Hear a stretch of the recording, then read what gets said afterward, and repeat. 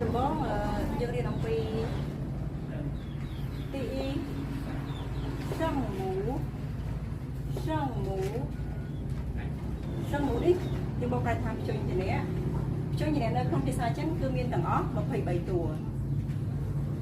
តោះឥឡូវយើងចាប់ផ្ដើមអានពណ៌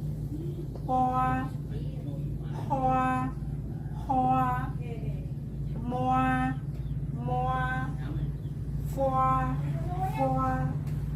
តើត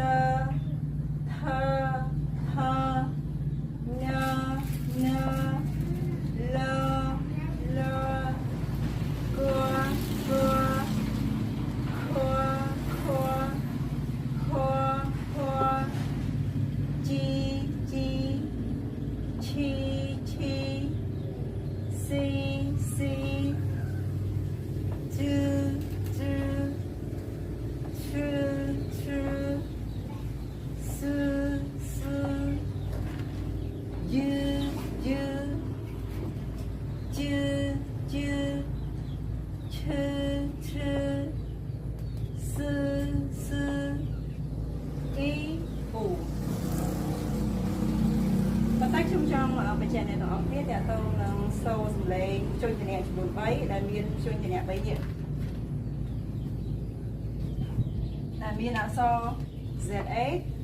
CA XA នៅខាងមុខការបញ្ចេញសំឡេងគឺយើងត្រូវអានដោយថ្មិញទល់ថ្មិញអណ្ដាតកោងឡើងទៅលើអញ្ចឹងសូមសម្រាប់ខ្ញុំអានយើងអានថាជឺ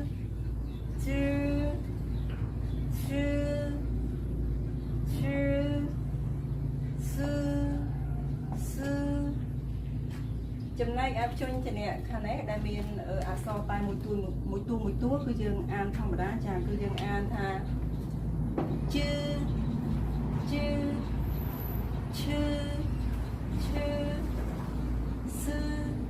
ស៊ឺ